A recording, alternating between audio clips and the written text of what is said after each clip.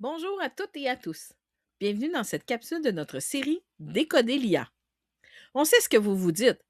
Ah non, pas une autre capsule de formation. Je préférais corriger 40 dictées un vendredi après-midi. Mais ne partez pas tout de suite. On est là pour démystifier le tout. L'intelligence artificielle générative, c'est un peu comme un stagiaire super rapide, mais qui n'a pas lu les petits caractères du contrat. Aujourd'hui, on va voir pourquoi copier-coller dans une intelligence artificielle générative, ce n'est pas tout à fait la même chose que de prêter un livre à un collègue. Imaginez la scène. Madame Tremblay veut gagner du temps. Et on la comprend parce que le temps, c'est précieux. Elle prend le travail de son élève Kevin, on l'appellera le chef-d'œuvre de Kevin, et un exercice complexe tiré d'un manuel scolaire. Elle dépose les deux dans l'intelligence artificielle avec la consigne en t'inspirant de l'exercice du manuel et du style de réponse de Kevin, génère-moi 5 nouveaux exercices similaires avec leurs corrigés. Le résultat est impeccable. Elle l'envoie par courriel à toute son équipe en disant: Tenez, je vous ai préparé de nouveaux exercices pour demain, je vous les partage. Elle ne mentionne nulle part que c'est l'intelligence artificielle qui a fait le gros du travail à partir des textes de Kevin et de l'éditeur. C'est rapide, c'est brillant et généreux. Mais est-ce qu'elle a le droit de faire ça? C'est à vous de jouer. Sortez la fiche sur l'IA que vous avez reçue. Oui, celle qui est probablement affichée près du photocopieur.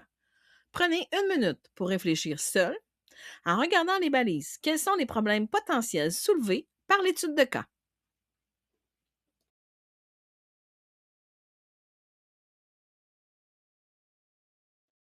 Maintenant, tournez-vous vers votre collègue le plus proche, même si c'est celui qui vole vos stylos. Vous avez 2 minutes pour discuter de ce cas. Est-ce que Madame Tremblay vient de commettre un crime pédagogique? Quelles sont les implications légales, pédagogiques et éthiques de l'action de Madame Tremblay? Pensez à Kevin, à la maison d'édition et à la sécurité des données.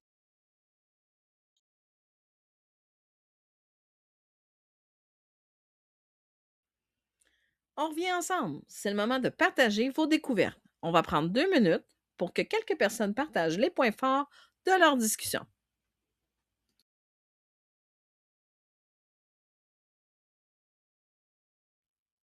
On voit que ça soulève beaucoup de questions.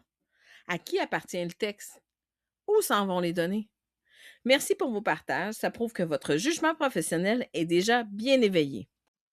Pour terminer, voici ce qu'il faut retenir de nos balises, celles du Centre de services scolaires des Chênes et du ministère de l'Éducation du Québec, pour éviter de finir au cachot du droit d'auteur et rester dans le droit chemin pédagogique. Par rapport aux aspects légaux, le contenu déposé dans une IAG publique est public. Par défaut, considérez que tout texte envoyé à une intelligence artificielle devient public. L'entreprise derrière cette intelligence artificielle pourrait l'utiliser pour entraîner ses modèles ou le partager avec des tiers. Les travaux des élèves peuvent contenir des renseignements personnels qui permettraient de les identifier directement ou indirectement. La propriété intellectuelle s'applique même sur les travaux d'élèves. Ils possèdent un droit d'auteur sur leur création. On ne peut donc pas les téléverser dans une IAG. Finalement, le matériel des maisons d'édition est protégé par le droit d'auteur. En le mettant dans l'intelligence artificielle, vous effectuez une reproduction numérique sans autorisation. L'intelligence artificielle n'est pas une personne. Elle ne peut pas détenir de droits, mais elle peut les enfreindre joyeusement.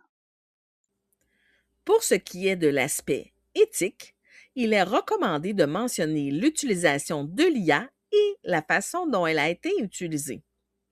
En omettant de mentionner l'usage de l'IA, on touche à l'intégrité de l'acte pédagogique et à la confiance entre collègues. Nous vous proposons d'utiliser les logos créés par Martin Peters pour une utilisation transparente de l'IA.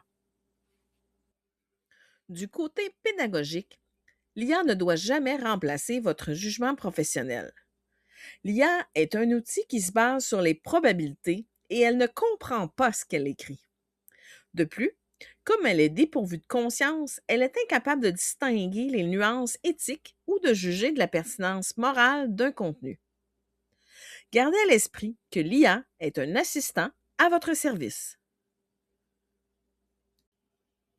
Merci d'avoir participé et gardez les chefs-d'œuvre de Kevin et les textes des éditeurs hors des serveurs de l'IA. Merci d'avoir été là et on se retrouve à la prochaine capsule pour continuer de décoder l'IA.